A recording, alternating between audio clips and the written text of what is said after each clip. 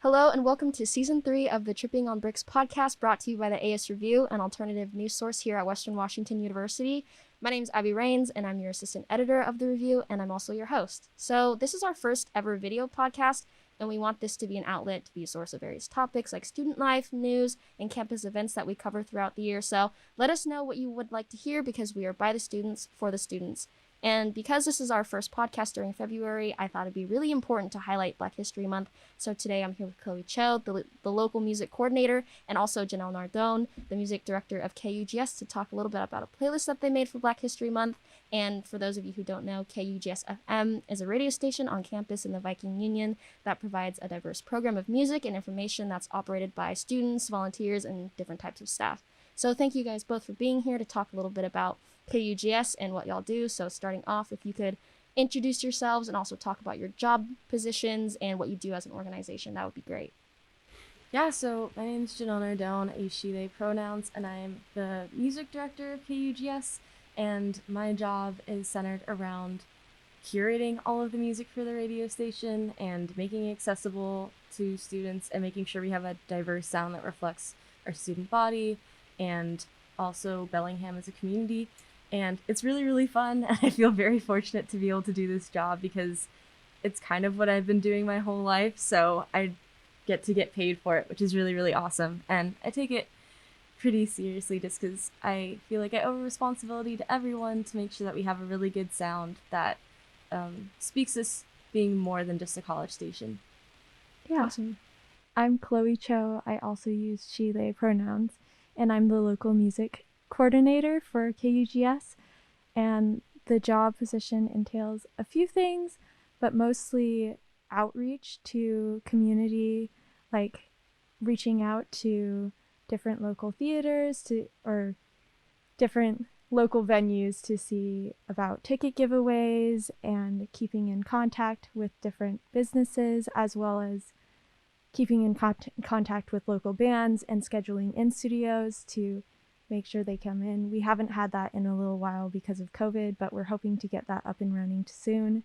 And also making sure that the DJs know what's upcoming and seeing what bands are playing on the concert calendar and curating that. Cool. And so as you guys are talking a little bit about your positions and titles, taking into like your personal life into account and this job, what is something that running a station might be a little bit different than any kind of other job on campus that has to offer? Yeah, one huge thing to note is that like KUGS is on air 24/7. So when a lot of people think that we would be shut down or closed or something, we are constantly on air. So that's a huge thing to note. And then also there's just a lot of different office work that gets done. So I spend a lot of my days talking to promoters or organizing our library to make sure that students can, or DJs in particular, can access everything accordingly. Just making sure it's an easy space for folks to navigate and one that's diverse and inclusive in all ways.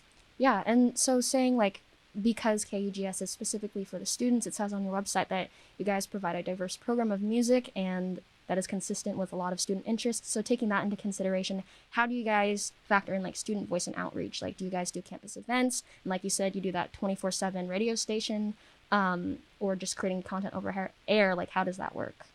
Part of my job is tabling, and we try to take that as an opportunity to get input from the student body. We also have an all student body volunteer base, so all of our DJs are students from Western, so that's how we kind of get their opinion. We also have a forum on our website that lets listeners give us some advice, or not advice, but Like reviews. Yeah, reviews, and tell us what they have been interested in listening to and what they enjoy from the station and other feedback.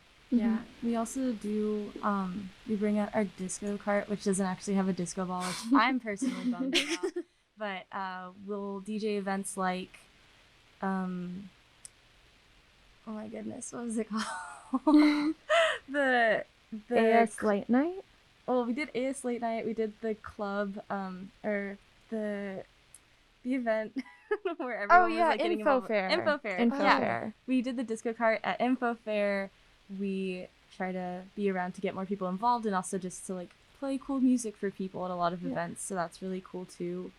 There's gonna be a 80s pool prom at the rec center, and we'll be DJing there, which is nice to just like get involved. And it's very different from DJing on air because it's live and you can see your audience, which is a different experience, but it's fun. Yeah. It's kind of nice to like also see how people are reacting, so you can be like, okay, this is working and this isn't, and kind of work to make sure that it's a good vibe and a space for everyone to have a lot of fun. And then at the station, a way that I get a lot of feedback from students is I'll have request forms for things that people are looking for, like upcoming releases. Like a bunch of people wanted the new Mitski album, so I made sure that we got that album because everyone loves Mitski, and they should, you know?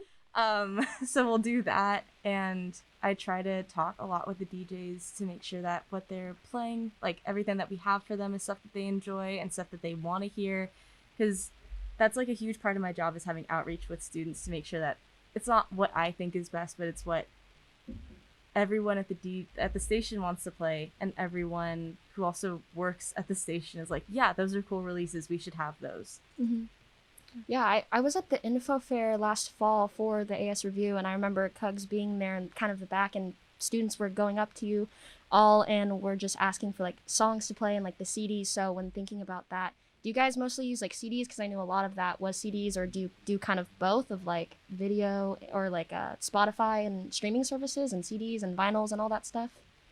So our station is all physical, so we only use vinyls and CDs, which makes it somewhat difficult, but it's also, I think it's pretty cool that we're one of the only stations that do that.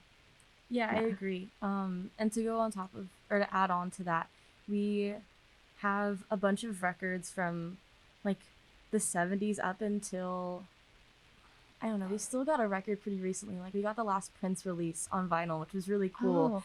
But we have all of those things for students to choose from, and then people can still upload their own playlists after they're done with their show onto Spotify or any other streaming services that they use, so that other people can listen to what they played and get more exposure to those artists, which I think is really cool. I do that, and I've been doing that for so long, so I have so many playlists on my Spotify account. It's a little overwhelming. Yeah, and even just thinking about Spotify and KUGS, as I was doing a little bit of research, you guys have created like all different types of multimedia versus like SoundCloud or just your station and Spotify. And as I was looking at the Spotify, I saw that there was like a Lonely Hearts playlist. It seemed like it was for Valentine's Day. And looking at the Black History Month playlist, I think that really caught my eye because I had never seen anything like that. And I found it through the Western website because I do a thing where it's like upcoming events, and that was one of the things that was like, oh, like I should check this out. And I was listening to the playlist. So thinking about that, like what made you guys want to curate playlists like that, especially with Black History Month and kind of the significance? Like what was the inspiration for making playlists like that?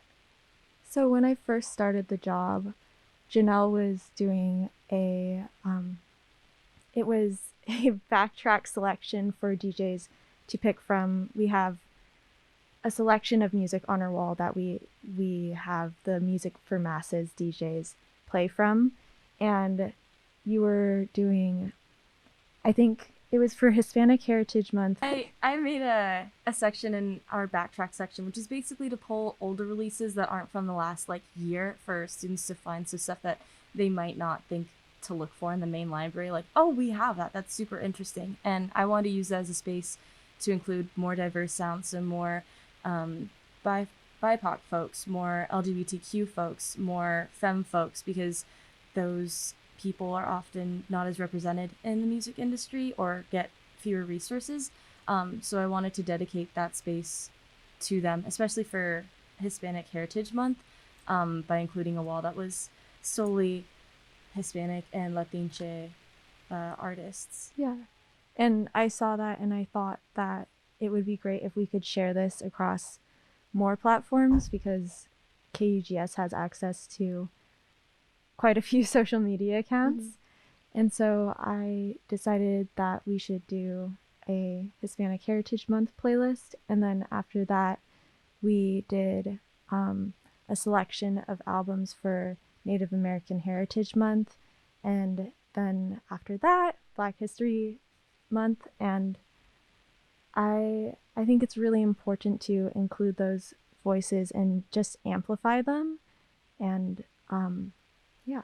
Yeah, and to add on to that too, it's like really important because I think some people think that like Black artists are only a few genres when in reality they're the pioneers of like so many genres that we know and love, like house, rock and roll, blues, folk, like oh my gosh, just like a lot of different types of music, R&B, hip hop, like so many things across the board. And so it's important to appreciate older Black artists and newer Black artists and all of the different sounds that they've helped to create and continue to play, and all of that amazing talent. Mm-hmm. I mean, looking at the genres, even before, I think a couple weeks ago when I first found the playlist, I started listening to it and I was like, wow, as I was getting off the bus and going back to my place, I would listen. I'm like, oh, wow, like these are so many different genres that I've listened to. And in the process, as I was looking more on that playlist, the Black History Month playlist specifically, there was like 57 songs with a 4-hour playtime. And some of the artists that you chose like range from a wide variety. And one of the most notable things I thought of was like the acid jazz of like Thundercat, which is like more new, and then even like the R&B of Solange. What were some of the inspirations and influences for the people that you chose specifically on this mix? When I was choosing the selection of songs that I wanted to include, it was a lot of things that I know that the other DJs play, and then I also put in some personal favorites. I really wanted to make sure that the playlist wasn't just one genre because I wanted to show that music by Black artists are not just, it doesn't just sound like one thing. And so I also asked Janelle to help with the playlist because I knew that you would be able to provide quite a few different artists. And Yeah. No, that was something like really important to me. I think there tends to be this idea that it's like, okay, this is Black music, and really Black music is so many different things. So like Solange and Thundercat are some of my favorite artists, so there's definitely like some personal bias of like I definitely want to have these people in this playlist, but also like I wanted to include Afro Latinxe music and like Afro Brazilian music and other kinds of music that we wouldn't necessarily think of. So that was really, really important to me. Like Jorge Ben Jor, I think, is on the playlist as well, and he's like this incredible Brazilian artist who came up with Mas Que Nada, which you probably know from like the Sergio Mendes version, but he originally composed it, and it's like the most popular non-English song like sung in Portuguese in the US like that's ever been played. So I think that's really important.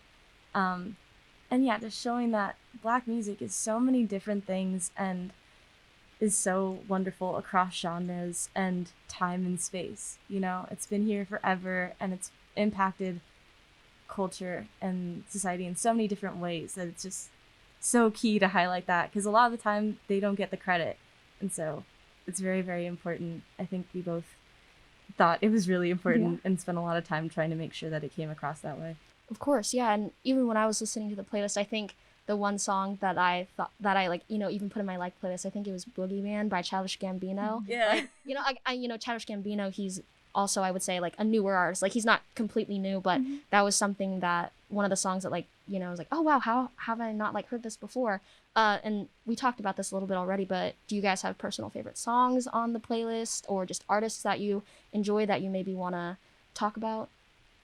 Yeah, I mean, Boogeyman was one of the songs I put on the playlist, and I absolutely adore the music of Childish Gambino. And I think another one, I put 2 Lil Sims songs in there because I just couldn't help myself. I was trying to avoid doing repeats, but I was like, Lil Sims is so good. I also think Janelle introduced me to Green Tea Pang, and they're just wonderful. And there's just a bunch of different artists that, especially finding them through KUGS, I just was like, wow, these are amazing. And I just wanted to include them in the playlist.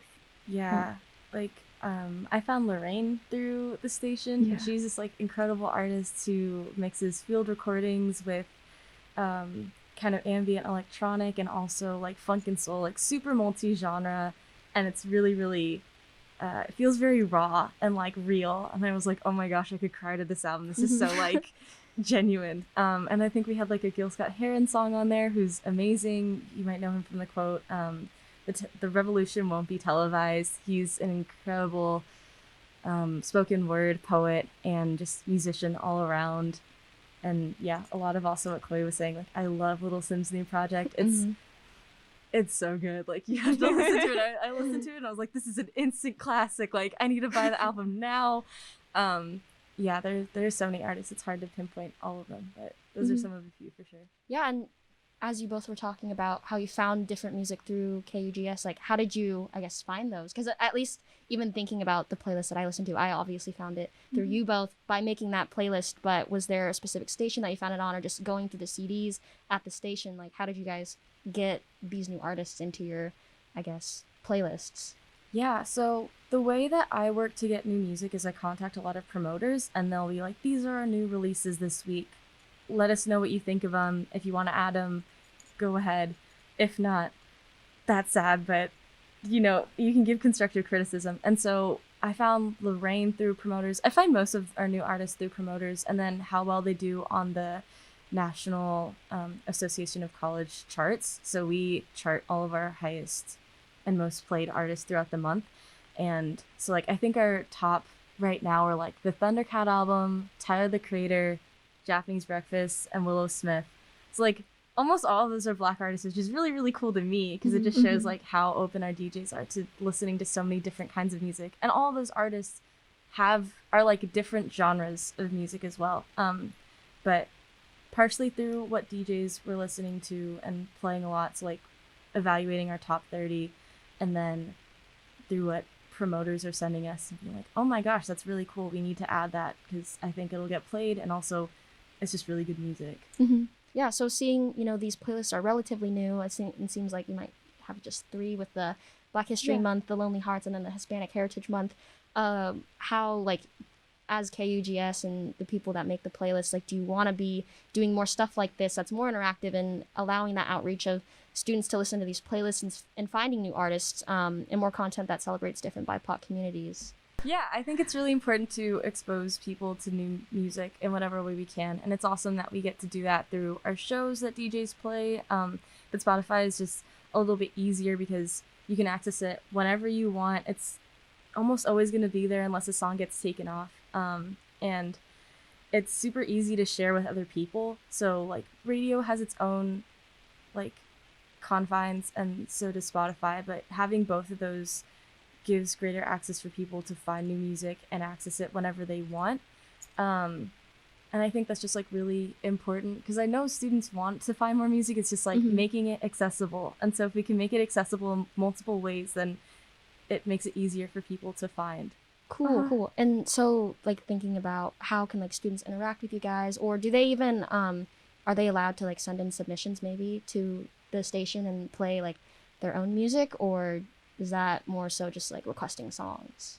No, both are options. So you can request a song, but it's not up to the DJ to actually fulfill it, especially if it doesn't really go with their set. But you can feel more than welcome to do it. Just do it nicely because DJs are busy and still like running a show at the same time. Of course. Yeah. But we also deal with local music submissions. Yeah.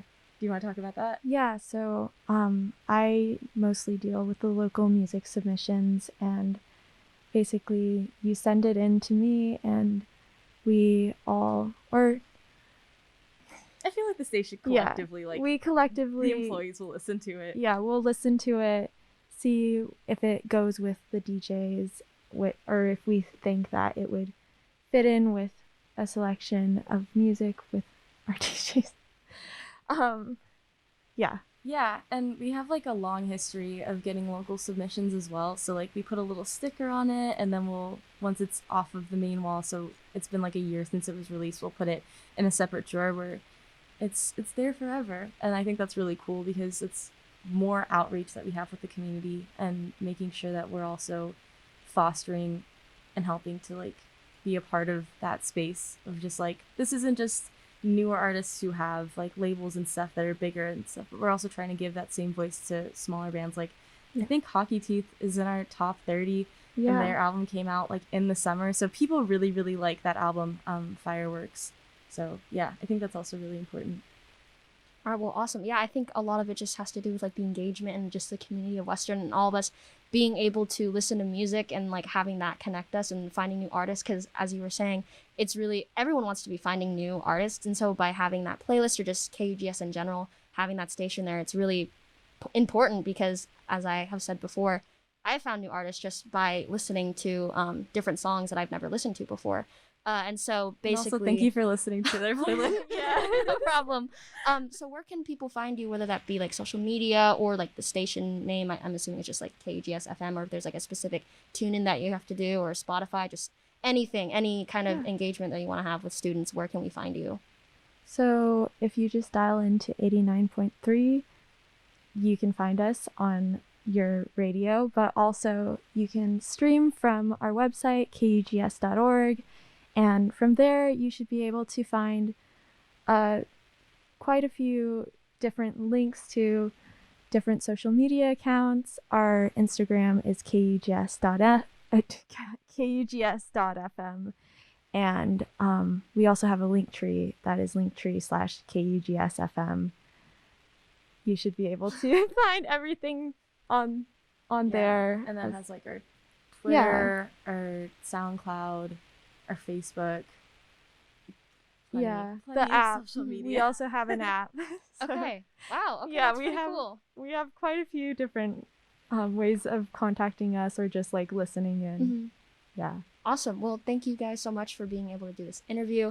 Check out their Black History Month playlist on Spotify, as well as their SoundCloud and their radio station and their website, www.kugs.org, for more. And basically, to wrap this up, I wanted to thank the Digital Media Center for providing us this space to film and record. The AS Review will be on YouTube, Spotify, and our website. Check us out at asreview.org and our social media at AS Review on Instagram and Twitter. Thank you all for listening to our first episode of this season's Tripping on Bricks. We'll be back for another one in a couple of weeks. I'm your host, Abby, and this is the AS Review, signing off. Thank you.